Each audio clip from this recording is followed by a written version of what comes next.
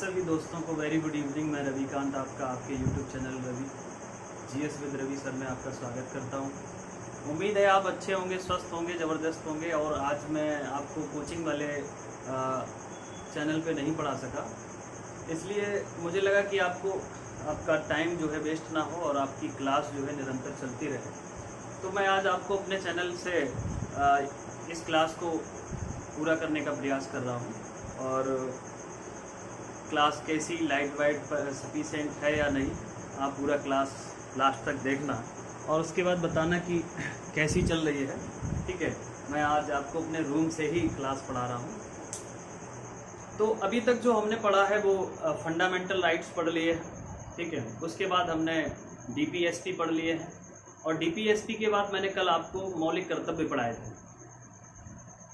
और मैंने आपको डीपीएसपी और फंडामेंटल राइट्स में डिफरेंस भी बताया था कि क्या अंतर है मौलिक अधिकार और राज्य के नीति निर्देशक तत्वों में। उसके बाद मैंने आपको मौलिक कर्तव्य पढ़ाए। तो आज मैं जो आपको इसके आगे का पार्ट्स पढ़ाने वाला हूँ कॉन्स्टिट्यूशन में, संविधान में इसके बाद आता है सरकार। हम लोग बचपन से ही बड़े परेशान रहते हैं कि सरकार क्या होती है। कई बार हमारे दिमाग में प्रश्न आता है कि साहब हमको सरकार के बारे में बताओ, सरकार होती क्या है, सरकार के क्या क्या अंग होते हैं, सरकार किस तरीके से काम करती है। ये सारी चर्चा आज हम करने जा रहे हैं।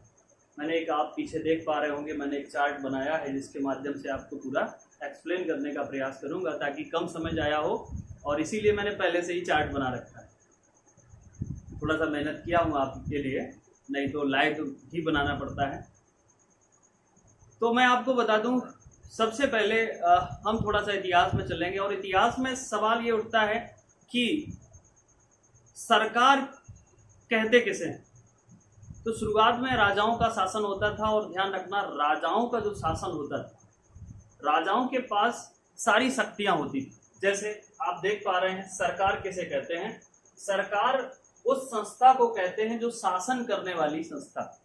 सरकार की परिभाषा क्या होती है, जो शासन करने वाली संस्था होती है उसी को हम सरकार कहते हैं। अब शासन कौन करता था, पहले राजा महाराजा करते थे।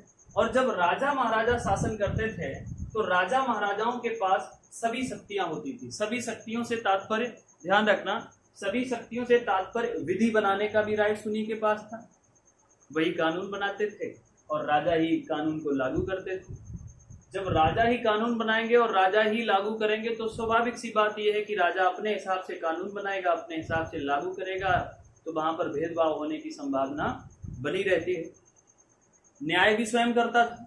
अगर कोई राजा की बनाई हुई विधि का उल्लंघन करेगा तो उस पर राजा ही न्याय करते थे, जिसकी वजह से समस्याएं उत्पन्न होने लगी। और जब समस्याएं उत्पन्न होने लगी तो पूरी दुनिया में राजाओं की, आप कह सकते हैं, थुथु होने लगी। तो तमाम जो बुद्धिजीवी वर्ग था, जो इंटेलेक्चुअल लोग थे, जो पढ़े लिखे लोग थे, उन्होंने राजाओं की इस कार्य प्रणाली पर सवाल उठाना शुरू कर दिए। इसी क्रम में एक सबसे प्रमुख व्यक्ति थे, एक प्रोफेसर डाइसी। प्रोफेसर डाइसी का मैंने यहाँ पर नाम लिखा है, और इन्होंने कहा कि ये साहब जो हो रहा है, राजा जो रूल कर रहे हैं, ये ठीक नहीं है तरीका। तो शासन करने का तरीका क्या होना चाहिए कि एक विधि का शासन होना चाहिए। विधि का शासन, ध्यान रखना, इन्होंने एक अपना सिद्धांत दिया जिसे विधि का शासन कहते हैं कि किसी भी राज्य को चलाने के लिए एक विधि होनी चाहिए, और राजा बदले लेकिन विधि ना बदले, और विधि में समय समय पर परिवर्तन आवश्यकता अनुसार किए जाएं, ऐसा प्रोफेसर डाइसी ने कहा। तो फिर इनके इस सिद्धांत को कई सारे राजाओं ने एक्सेप्ट किया। लेकिन उसके बाद एक मॉन्टेस्क्यू हुए, ये बहुत बड़े विद्वान थे। इन्होंने पावर ऑफ सेपरेशन यानी कि शक्तियों का विभाजन, पृथक्करण की बात कही। इन्होंने सबसे पहले, मॉन्टेस्क्यू ने कहा कि ये जो पावर्स एक जगह रहती हैं, राजा के पास रहती हैं, पावर राजा के पास नहीं रहना चाहिए। तो मॉन्टेस्क्यू ने क्या कहा कि शक्तियों का विकेंद्रीकरण हो, शक्तियों का सेपरेशन हो, बांट दिया जाए। तो अगर कभी भी प्रश्न आता है कि शक्तियों का विकेंद्रीकरण सिद्धांत किसने दिया, तो ध्यान रखना मॉन्टेस्क्यू ने दिया। जैसे ऊपर मैंने आपको बताया विधि का शासन। विधि का शासन आप भली बात जानते हैं, हमारे संविधान के किस आर्टिकल में है विधि का शासन। आप हमें कमेंट बॉक्स में नीचे जवाब देंगे कि विधि का शासन हमारे संविधान के किस आर्टिकल में है।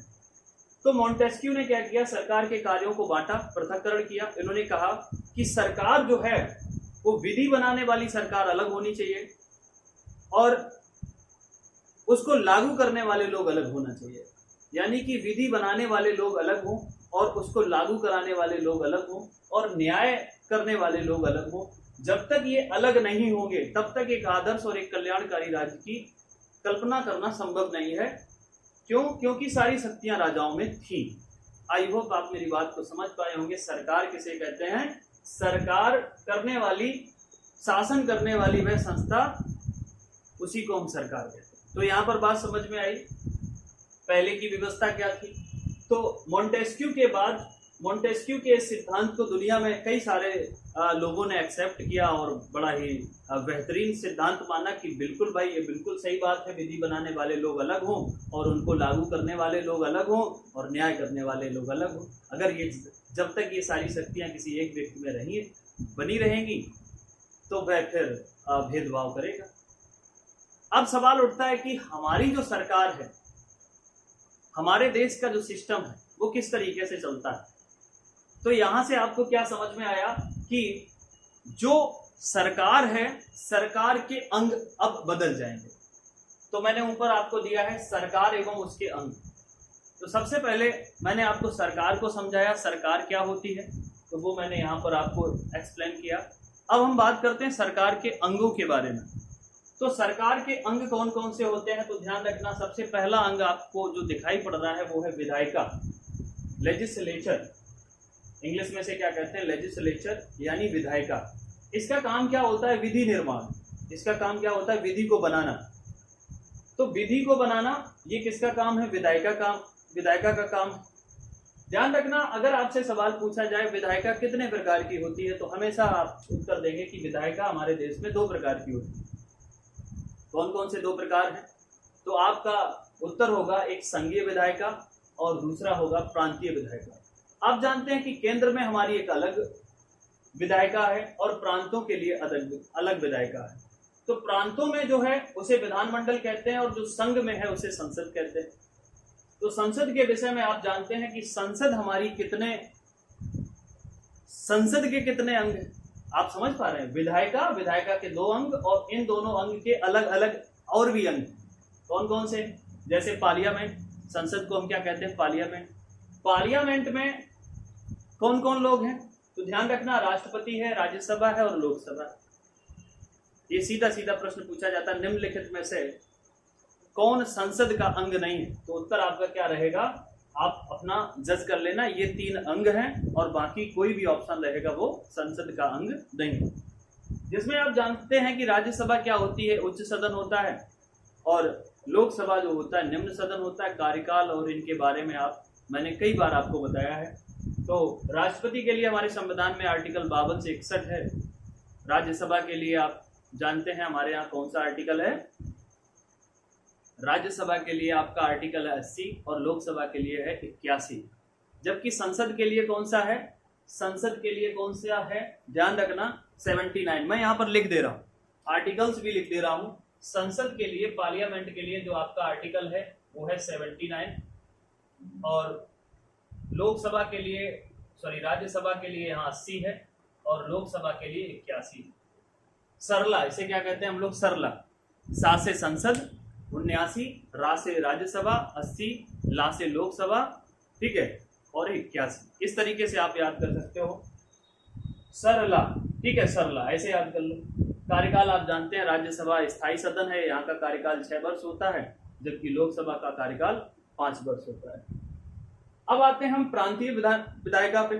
तो प्रांतीय विधायिका में क्या होता है? ध्यान रखना, विधानमंडल होता है और विधानमंडल के अलावा ये 3 अंग और होते हैं। जिस प्रकार केंद्र में राष्ट्रपति होता है, राज्य में राज्यपाल होता है और विधानसभा और विधान परिषद, ये 2 अन्य अंग होते हैं प्रांतों की विधानमंडल में। अब आप कहोगे कि साहब हर राज्य में तो विधान परिषद है नहीं, सभी राज्यों में विधान परिषद नहीं है। आप भली बात जानते हैं हमारे भारत के 6 राज्यों में विधान परिषद आपको देखने को मिलती है। तो कौन कौन से 6 राज्य हैं आप हमें कमेंट में बता सकते हैं। तो 6 राज्यों में आपको विधान परिषद देखने को मिलती है। तो तो आप ध्यान रखना, प्रांतों की जो विधायिका होती है ये क्या काम करती है, प्रांतों के लिए विधि बनाती है। ऊपर क्या है, विधि निर्माण। क्या करती हैं विधायिकाएं, विधायिका क्या करती हैं, विधि निर्माण करती है। तो प्रांतों की विधायिका होगी वो राज्यों के लिए, प्रांतों के लिए विधि बनाएगी, और संसद यानी पार्लियामेंट जो है वो केंद्र के लिए यानी संघ की विधायिका के लिए विधि बनाएगी। दोनों के काम समझ में आ गए। यानी कि पार्लियामेंट बनाएगी जो विधि वो पूरे देश में इंप्लीमेंट होगी। क्यों, क्योंकि पूरा देश किस में आता है, पार्लियामेंट में आता है। राज्य जो विधि बनाएगी वो राज्य के अंदर इंप्लीमेंट होगी। कई सारे ऐसे विषय होते हैं, अब यहाँ पर विषयों का बंटवारा है वो आप जानते हैं, हमारे संविधान की 7वीं अनुसूची में सब्जेक्ट बांटे गए हैं, संघ सूची, संवर्ती सूची और राज्य सूची। तो जो सब्जेक्ट केंद्र के पास हैं उन पर विधि बनाने का अधिकार किसके पास है, संसद को है, और जो प्रांतों के पास विषय हैं उन पर विधि बनाने का अधिकार किसको है, प्रांतों को है। इसी प्रकार से ध्यान रखना, बात करते हैं हम कार्यपालिका की। कार्यपालिका को इंग्लिश में एग्जीक्यूटिव कहते हैं। क्या कहते हैं, एग्जीक्यूटिव। कार्यपालिका की अगर हम लोग बात करें तो इसका काम होता है विधि को लागू कराना। जो इधर विधि बनाई गई है उस विधि का इंप्लीमेंट करना किसका काम है, एग्जीक्यूटिव बॉडी का। एग्जीक्यूटिव बॉडी क्या है, हमारी कार्यपालिका। और ध्यान रखना इस कार्यपालिका के विषय में, इसको भी 2 भागों में बांटा गया है। जिस तरीके से विधि बनाने को 2 भागों में बांट दिया गया है, केंद्र अलग विधि बनाएगा, राज्य अलग विधि बनाएगा, इसी प्रकार से कार्यपालिका को भी 2 भागों में बांटा गया है। यहाँ पर ध्यान रखना, संघ की कार्यपालिका अलग है और प्रांतों की कार्यपालिका अलग है। अब सवाल उठता है कि संघ की कार्यपालिका में कौन कौन लोग होते हैं और प्रांतों की कार्यपालिका में कौन कौन लोग होते हैं। तो ध्यान रखना, जो कार्यपालिका होती है वो भी 2 भागों में बटी होती है। आप बोलोगे गुरुजी एकदम कंफ्यूज कर दिया है आपने, इतना बड़ा चार्ट बना के बहुत परेशान हो गए। एक बार नहीं, आप 2 बार कम से कम वीडियो देखना, तब आपको ये सारी चीजें स्पष्ट होंगी। ध्यान रखना, संघ की कार्यपालिका यानी सेंट्रल एग्जीक्यूटिव बॉडी, इसमें कौन कौन से लोग होते हैं। तो ध्यान रखना, ये 2 भागों में बटी हुई होती है, एक अस्थाई और एक स्थाई। देखो अब यहां पर समझना, ये बहुत बड़ा गेम है, अस्थाई और स्थाई। एग्जीक्यूटिव बॉडी में 2 प्रकार के लोग होते हैं, एक परमानेंट, एक टेम्पररी। टेम्पररी कौन लोग होते हैं, तो ध्यान रखना, टेम्पररी जो लोग होते हैं वह राष्ट्रपति, उपराष्ट्रपति, प्रधानमंत्री और मंत्रिपरिषद। आप बोलोगे ये टेम्पररी है, हाँ ये टेम्पररी। क्यों, क्योंकि इन सबका एक निश्चित कार्यकाल होता है, 5 वर्ष के लिए चुनकर आते हैं। और कई बार आपने देखा है कि प्रधानमंत्री बदलते रहते हैं, है ना। पता चला कि 1 साल या 18 महीने प्रधानमंत्री बदल गया, राष्ट्रपति बदल गए, उपराष्ट्रपति बदल गए, मंत्रिमंडल बदल गया। तो ये कैसा है, ये टेम्पररी है। ये कैसे है, टेम्पररी। और ये कैसे हैं, स्थाई। स्थाई में कौन कौन लोग शामिल होते हैं, स्थाई में वो सब लोग शामिल होते हैं जो कौन होते हैं, IAS, IPS, है ना। जितने भी सरकारी नौकरी करने वाले लोग होते हैं, जो केंद्र के नौकरी करने वाले लोग, इसमें कौन कौन आते हैं, नौकरशाही, अधिकारी, कर्मचारी, ये सारे लोग इसमें शामिल होते हैं। आई होप आपको दिख रहा होगा, अगर नहीं दिख रहा है तो आप बाद में हमें कमेंट करना, तो मैं थोड़ा सा लाइटिंग का और अरेंजमेंट करूंगा आप लोगों के लिए, ठीक है। इसी प्रकार से तो केंद्र की कार्यपालिका समझ गए। सेंट्रल एग्जीक्यूटिव बॉडी में कौन कौन, 2 प्रकार से बटी होती है, परमानेंट और टेम्पररी। परमानेंट में कौन लोग होते हैं, जितने भी ब्यूरोक्रेट्स हैं, जितने भी ब्यूरोक्रेट्स हैं ये क्या होते हैं, परमानेंट एग्जीक्यूटिव बॉडी के मेंबर होते हैं। ये एक बार सिलेक्ट होने के बाद जब तक इनका रिटायरमेंट नहीं होता है तब तक ये रहते हैं सिस्टम में। जबकि ये जो लोग होते हैं, राष्ट्रपति, उपराष्ट्रपति, प्रधानमंत्री, ये चुनकर आते हैं और इनका एक निश्चित कार्यकाल होता है, उसके बाद ये चले जाते हैं। इसी प्रकार प्रांतों की कार्यपालिका होती है। प्रांतों की कार्यपालिका में वही सारे मेंबर, राज्यपाल, मुख्यमंत्री और उसका मंत्रिमंडल, ये आपको टेम्पररी बॉडी में मिलेगा। परमानेंट बॉडी में वही सारे लोग, आपने देखा होगा कि जो स्टेट PCS एग्जाम होता है, जो किसी भी राज्य का लोक सेवा आयोग अपने यहाँ जिन अधिकारियों की नियुक्ति करता है वो क्या होते हैं, उस राज्य के लिए स्थायी एग्जीक्यूटिव बॉडी के मेंबर होते हैं, परमानेंट एग्जीक्यूटिव बॉडी के मेंबर होते हैं। आई होप आपको ये बात समझ में आई होगी। इसके बाद अगर हम लोग बात करें तो सरकार के अंगों में जो सबसे तीसरा अहम अंग आप देखते हैं वह कौन सा है? न्यायपालिका। न्यायपालिका न्यायपालिका की बात करें तो न्यायपालिका का काम क्या है? न्याय करना। न्याय करना। और भारत के अंदर जो न्यायपालिका है वो एक एकीकृत न्यायपालिका है। हमारे यहाँ ये, जैसे आप देखते हैं कई बार आपसे पूछा जाएगा कि भारत में न्यायपालिका है, तो कैसी न्यायपालिका है? एकीकृत, दोहरी न्यायपालिका, है ना। तो हमेशा याद रखना भारत की जो जुडिशरी है वो एकीकृत। आपको देखने में तो लगती है कि राज्य का हाई कोर्ट अलग होता है, केंद्र का सुप्रीम कोर्ट अलग होता है, लेकिन ऐसा नहीं है। ध्यान रखना। कैसे? पूरे देश का एक न्यायालय होता है जिसे हम लोग सर्वोच्च न्यायालय कहते हैं। उसके बाद राज्यों में जो न्यायालय होते हैं उन्हें हम उच्च न्यायालय कहते हैं। और आप जानते हैं उच्च न्यायालयों की संख्या भारत में वर्तमान में 25 के आसपास 25 है, ठीक है। और जिला न्यायालयों की संख्या, ठीक है, वो प्रत्येक जिले में रहता है। और जिला न्यायालय के बाद मुंसिफ न्यायालय, और मुंसिफ न्यायालय के बाद न्याय पंचायत। ये क्रम है, ये सीक्वेंस है। एकीकृत न्यायपालिका का सीक्वेंस क्या है? सर्वोच्च न्यायालय, उच्च न्यायालय, जिला न्यायालय, मुंसिफ न्यायालय और न्याय पंचायत। ये क्रम है, आप लोग ध्यान रखना, परीक्षाओं में खूब पूछा जाता है क्रम। अब यहाँ पर एक पॉइंट ये ध्यान रखना, जिला न्यायालय, जो डिस्ट्रिक्ट न्यायालय होता है उस न्यायालय में 3 प्रकार के न्यायालय होते हैं। ध्यान रखना, ये थोड़ा सा यहाँ समझने वाला पॉइंट है, तो मैंने इसको थोड़ा सा अलग बना दिया। जिला न्यायालय में 3 प्रकार के न्यायालय होते हैं। एक होता है फौजदारी। फौजदारी मतलब क्रिमिनल केसेस फौजदारी न्यायालय में देखे जाते हैं। जबकि दीवानी के राइट्स जो होते हैं वो उनके लिए अलग न्यायालय बनाया गया है। और जो राजस्व के न्यायालय होते हैं, जिन्हें रेवेन्यू न्यायालय होते हैं, उनको अलग बनाया है। अब यहाँ पर बड़ा कंफ्यूजन क्रिएट रहता है कि साहब दीवानी क्या होती है, फौजदारी क्या होती है और राजस्व क्या होता है। तो मैं आपको बता दूं, फौजदारी का मतलब होता है क्रिमिनल केसेस। इसमें क्या, अगर आपने किसी की हत्या कर दी या किसी ने किसी का सर फोड़ दिया, किसी ने किसी की, है ना, इस प्रकार के जो मसले होते हैं वो कौन से न्यायालय में जाते हैं? फौजदारी न्यायालय में जाते हैं। जबकि दीवानी का मतलब ये होता है, दीवानी में हमेशा झगड़े दूसरे किस्म के जाते हैं। कौन से किस्म के जा सकते हैं? जैसे आपने देखा होगा किसी का विवाह विच्छेद हो गया है, किसी का किसी से कोई संपत्ति को लेकर विवाद है, झगड़ा है, किसी का कोई संपत्ति का विवाद है, ध्यान रखना। और यदि आपका सरकार के साथ कोई संपत्ति का विवाद है या सरकार का आपने टैक्स नहीं भरा, लगान नहीं भरा, तो वो मामला कहाँ पर जाएगा? राजस्व न्यायालय में जाएगा। ठीक है, तो दीवानी के जो मामले होते हैं ये सिविल राइट्स में आते हैं और ये रेवेन्यू कोर्ट होते हैं। और ध्यान रखना, ये सत्र न्यायाधीश इसका सुप्रीम होता है, जबकि दीवानी न्यायालयों का सुप्रीम जिला न्यायाधीश होता है, डिस्ट्रिक्ट मजिस्ट्रेट। ये आप लोग कई बार बड़े बड़े शहरों में जाते हो, अपने जिले मुख्यालय में जाते हो, वहाँ पर लिखा रहता है। और कई बार बचपन में हम खुद जब जाते थे तो हमें खुद नहीं पता था कि अगर कहीं पर सत्र न्यायाधीश लिखा है तो यहाँ पर कौन सा वाला जज बैठता हो। तो अब आपको बता दे रहा हूँ कि जहाँ पर भी सत्र न्यायाधीश लिखा हो तो आप समझ जाना, यहाँ पर सत्र न्यायाधीश का मतलब यहाँ पर क्रिमिनल केसेस को मैनेज करने वाला जज बैठता है या रहता है। ठीक है, अगर कहीं पर सत्र न्यायालय लिखा है तो इसका मतलब क्या है? वह फौजदारी वाले मसले देखता है। इसी प्रकार से अगर कहीं पर जिला न्यायाधीश लिखा है, आपने देखा होगा कई बार गाड़ी निकलती है आपके सामने से जिला न्यायाधीश लिखा रहता है, तो वह कैसे मामले देखता है? दीवानी के मामले जिला न्यायाधीश देखता है।